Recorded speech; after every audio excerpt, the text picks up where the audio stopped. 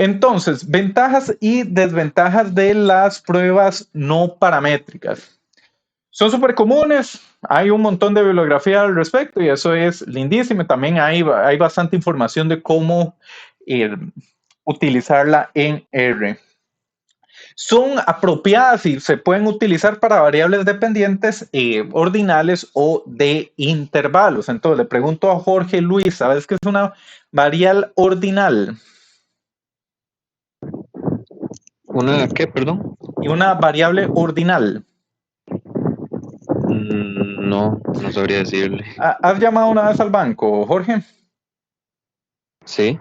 Sí, que te piden ingresar la tarjeta, número de cédula, decir el nombre y justo cuando te contestan te preguntan lo mismo.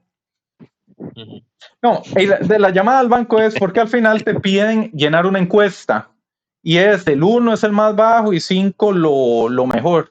Eso es una variable ordinal cuando tenemos esos campitos. Entonces, por ejemplo, para la aplicación de encuestas se pueden utilizar pruebas no paramétricas. ¿Me explico? Perfecto, sí. Perfecto. Entonces son bastante útiles para esa clase de pruebas. Y también son apropiadas para datos que no cumplen los supuestos de la NOA, como es nuestro caso de interés. Esto ya sea porque no se cumplió el supuesto de la variable, hicimos transformaciones por todo lado y no se cumplió, los datos tienen sesgo o la información era censurada. Entonces, información censurada podemos nuevamente pensar en el caso de una encuesta donde usted le pone su edad y hay un campito donde dice menor de edad. Si usted es menor de edad, tiene que marcar X, pero si usted es mayor de edad, tiene que poner hasta con meses y todo, meses y días. Esto es información censurada, es información que se pierde, ya sea por confidencialidad, privacidad, lo que sea. Las pruebas no paramétricas son pues útiles para esta clase de información.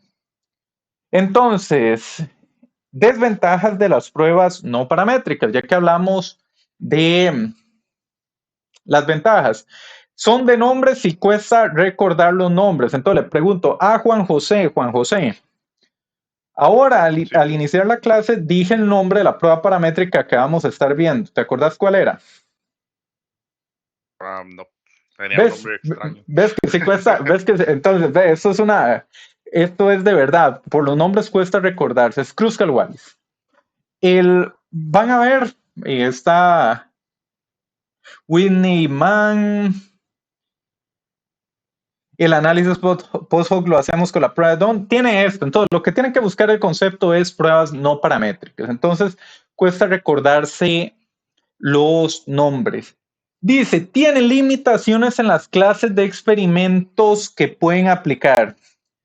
Va a ser o un monofactorial donde tenemos un factor con varios niveles, ya no tenemos multifactorial, no podemos hacer análisis de interacciones, nada de esas cosas chivas, sino que podemos hacer un monofactorial y lo hago entre comillas porque un monofactorial es con análisis de varianza, pero aquí podemos hacer un monofactorial, algo muy similar a un experimento factorial.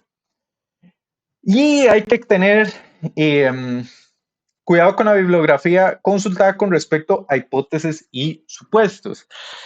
Este asunto del cuidado con la bibliografía es que yo me llevé una sorpresa cuando a mí me tocó estudiar este tema. Entonces viene y dice que, por ejemplo, Kruskal-Wallis, las hipótesis es sobre la mediana de los grupos.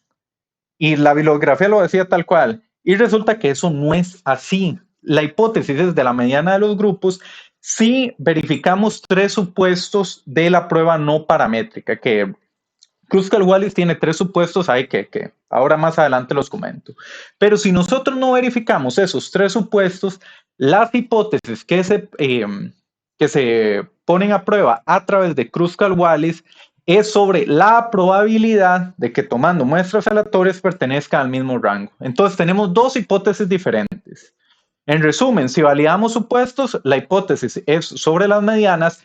Si no validamos supuestos, la hipótesis es sobre la probabilidad de que con muestras aleatorias pertenezcan pertenezcan al mismo grupo. Entonces me encontré en bibliografía que decía así abiertamente, Kruskal-Wallis es para pruebas medianas y no mencionaba el asunto de los supuestos. Es importante que lo tengamos presente. Entonces, para que vean los supuestos, es tres bastante sencillos. El de aleatoriedad, igual al de ANOVA, ese se tiene que cumplir. La variable tiene que ser ordinal o convertida en rangos. Ese es otro supuesto.